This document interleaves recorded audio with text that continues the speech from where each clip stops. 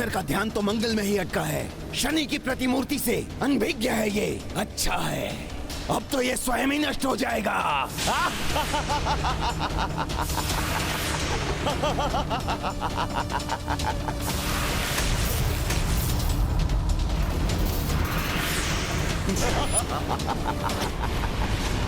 घोर अनर्थ होने वाला है।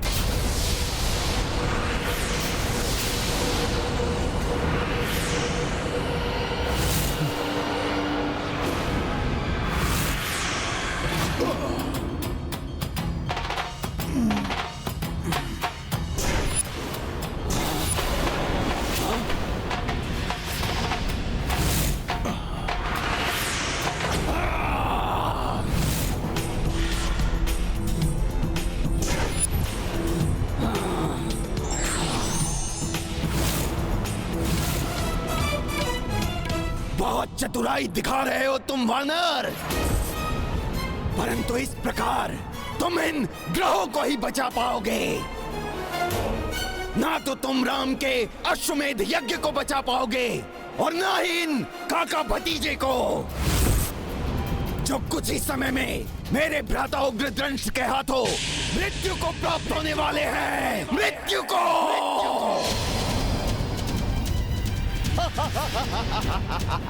रघुवंशी बाल्यकाल से ही युद्ध कला में निपुण होते हैं मूर्ख राक्षस। अद्वितीय योद्धा है वे। होंगे वो योद्धा, किंतु तुम्हारे रघुवंशी युद्ध के नियमों का पालन करते हैं और हम राक्षस कोई नियम नहीं मानते। कोई नियम नहीं। हमारा केवल एक ही नियम है, एक ही धर्म है, विजय, एकमात्र विजय।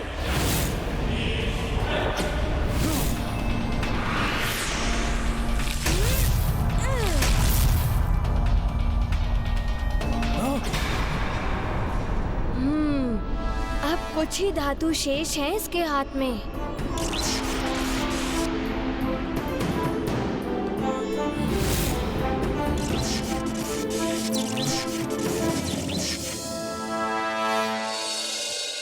अच्छा, तो ये मेरे धातु के समाप्त होने की प्रतीक्षा में हैं।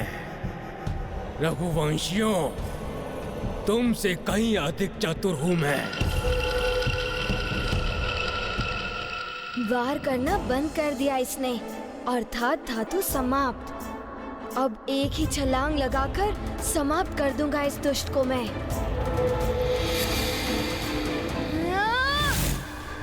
उसके समीप मत जाओ पुष्कल।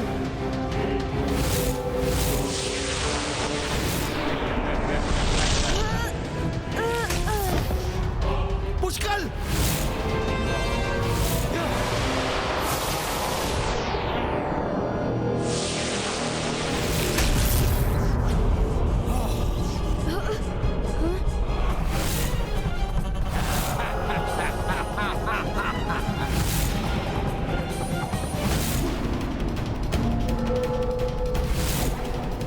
उग्रदंश, अभी भेजता हूं तुम्हें यमलोक।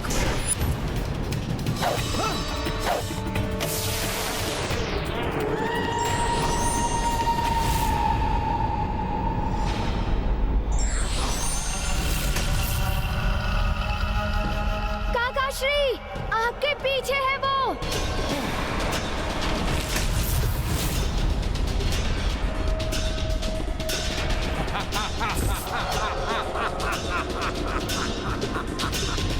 पीछे से वार करने वाले योद्धा नहीं होते। हाँ, वो राक्षस होते हैं। यही है राक्षस संस्कृति, और मुझे गर्व है अपनी राक्षस संस्कृति पर। और अब तुम दोनों की मृत्यु का समय निकट आ गया है, और सर्वप्रथम इस बालक की मृत्यु होगी। बहुत सताया है इसने, ये मरेगा और तुम विवश होकर देखते रह जाओगे।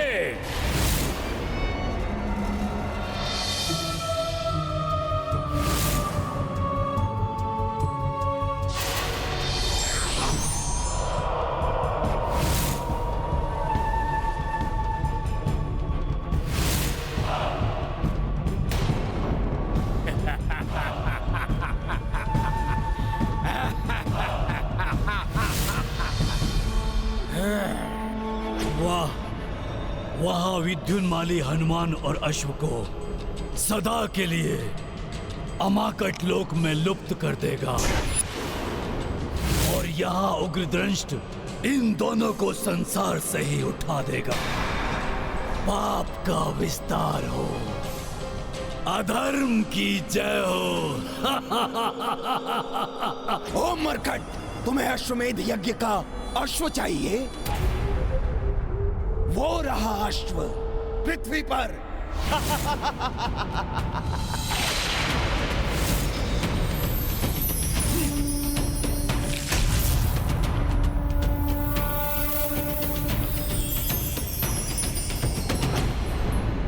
अधिक प्रसन्न होने की आवश्यकता नहीं है मरकट, क्योंकि अब मैं इस अमाकट लोक को घुमाऊंगा और तब इस लोक में जो कुछ भी है वो सब तुम पर गिरना आरंभ हो जाएगा और इसी के मध्य तुम और तुम्हारा ये अश्व पिसकर लुप्त हो जाओगे।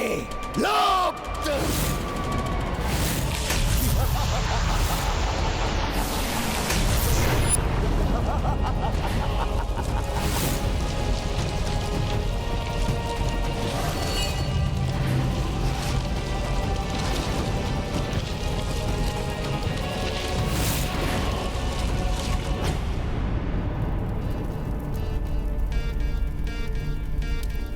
अग्नि तो और भी मध्यम होती जा रही है, जिसका संकेत यह है कि अश्व पर और भी घोर संकट आया हुआ है। संकट मोचन हनुमान के रहते अश्व संकट में कैसे पड़ सकता है? हनुमान को इस मायावी लोक से निकलने के लिए शीघ्र ही कोई उपाय करना होगा, अन्यथा पुष्कल के प्राण भी संकट में हैं। और दूसरी ओर यज्ञ की अग्नि बुझने की स्थिति में आ गई है।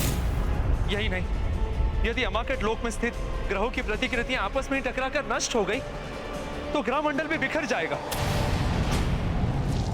हे प्रभु, ये कैसी बाधा उत्पन्न हो गई है रामकाज में? कैसे अश्व को निकालूं यहाँ से? कैसे इस मायावी लोक से पार पाऊं?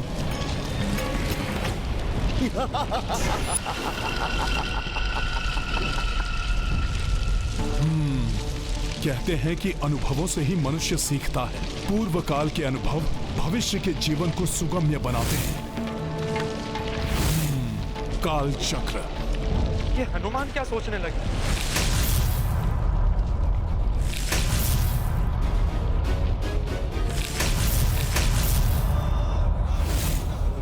अब ये वानर क्या कर रहा है?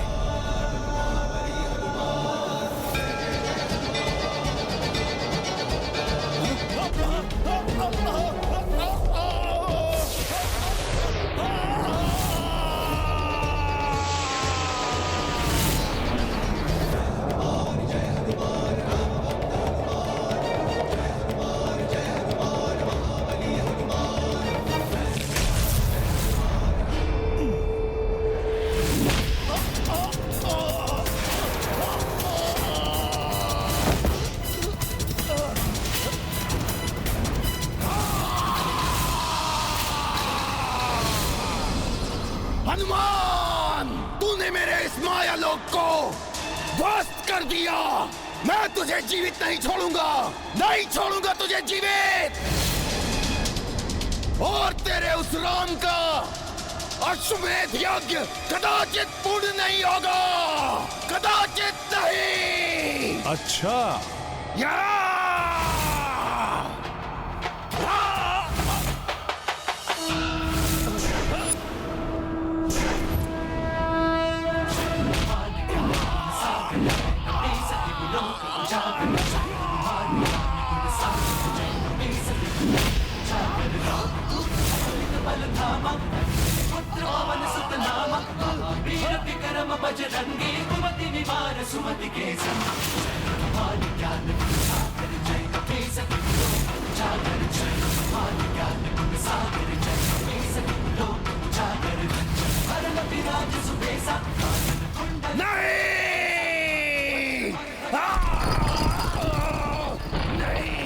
मृत्यु तुम्हारे सामने है।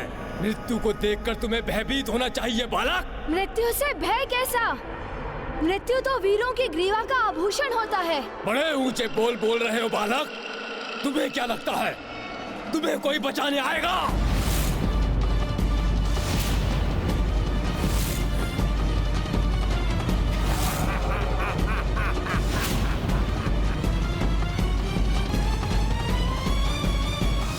ना तुम्हारी सेना हिल सकती है अपने स्थान से, ना ही तुम्हारे पूज्य काका श्री।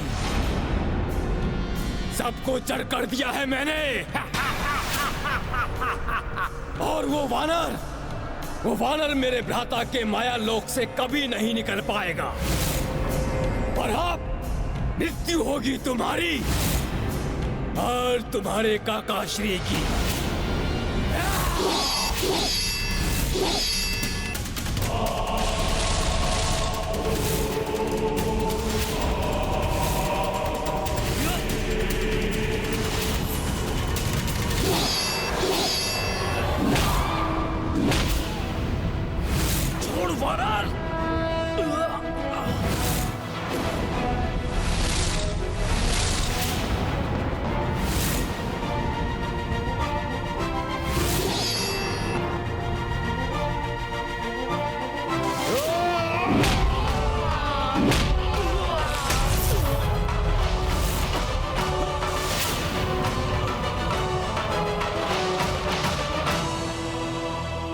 सखा,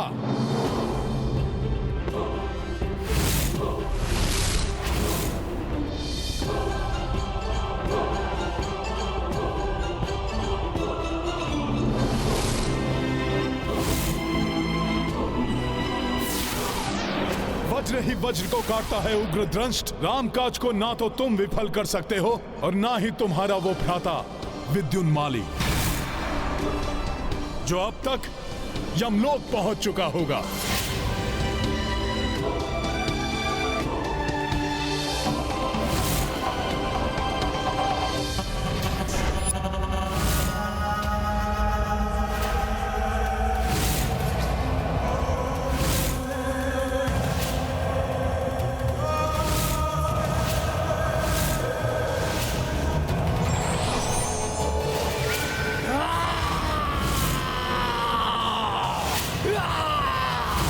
तुम्हें जीवित नहीं छोड़ूंगा मैं वानर।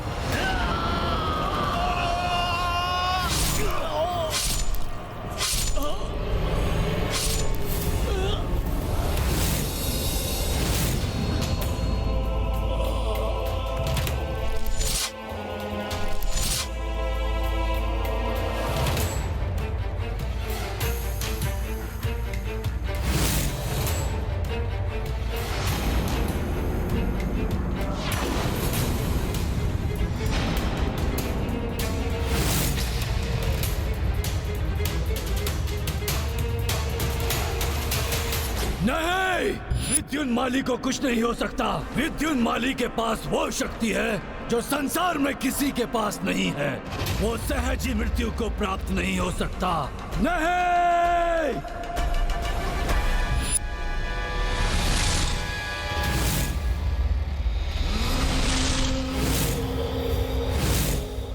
विद्युन्माली, आपने अपनी वरदानी शक्तियों का प्रयोग क्यों नहीं किया?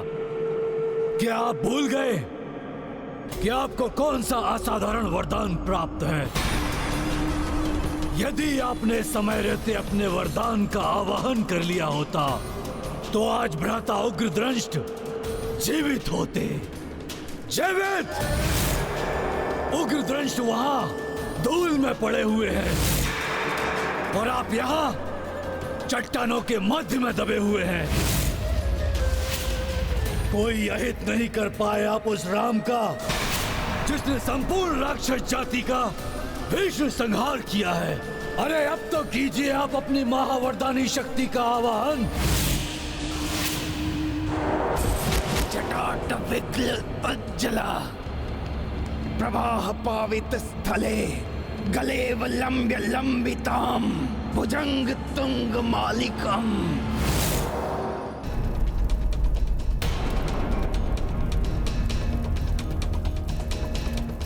यज्ञ की अग्नि तीव्र होते होते पुनः मंद क्यों पड़ने लगी? अग्नि की आकृति से कुछ आभास तो हो रहा है, किंतु संकेत क्या है स्पष्ट नहीं हो पा रहा है। प्रतीत होता है कि संकट अभी समाप्त नहीं हुआ है। अपितु बहुत बड़ा संकट सेना एवं अश्व पर मंडरा रहा है।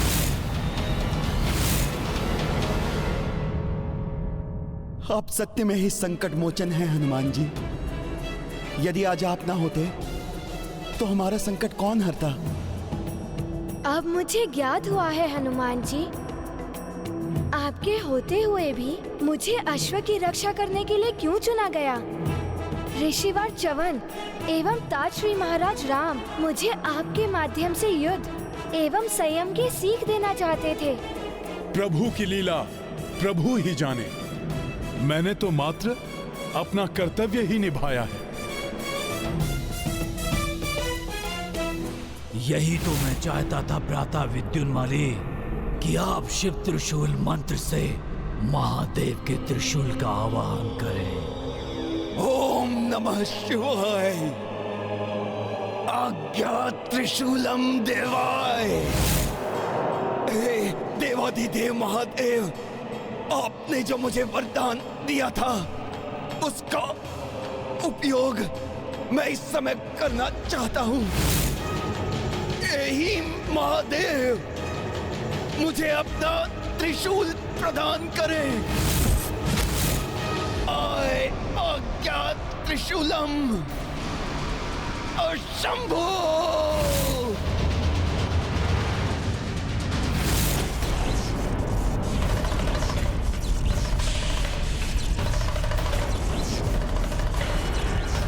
महादेव, आपका त्रिशूल तरंगित क्यों हो रहा है? एक समय विद्युन्माली ने मुझसे वरदान मांगा था। ये उसी वरदान का परिणाम है देवी।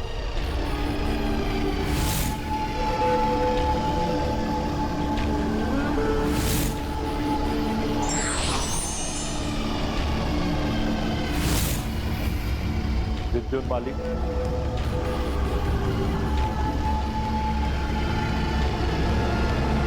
तुम्हारी घोर तपस्या ने प्रसन्न कर दिया है मुझे।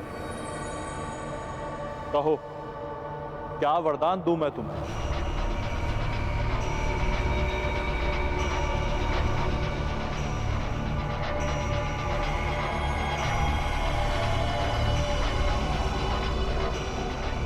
प्रणाम प्रभु, प्रणाम।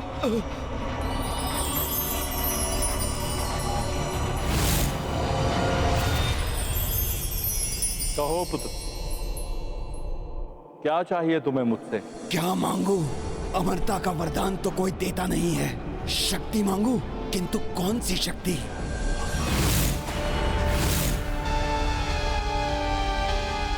ये त्रिशूल, हाँ, सुना है इसमें तीनों लोकों की शक्ति समाई है। प्रभु, यदि आप मेरी तपस्या से प्रसन्न हैं, तो आप मुझे अपना ये त्रिशूल प्रदान करें।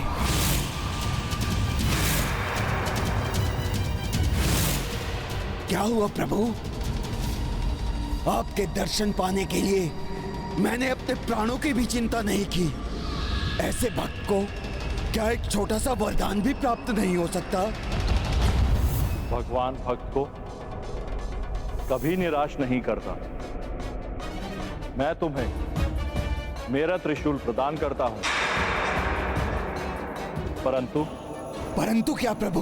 तुम इस त्रिशूल का जीवन में मात्र एक बार ही प्रयोग कर पाओगे। अतः जब भी इसका उपयोग करना हो तो पूर्णतः सोच विचार करके ही इसका आवाहन करना। मेरे लिए इतना ही पर्याप्त है प्रभु।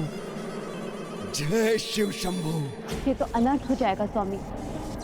विद्युन्माली इस त्रिशूल का प्रयोग हनुमान एवं रघुवंशियों के विरुद्ध ही करेगा। वरदान प्राप्त हुआ है विद्युन्माली को, इसे रोका नहीं जा सकता। स्वामी, ये दिव्य त्रिशूल अपने धारण करने वाले को असीमित शक्ति प्रदान कर देता है।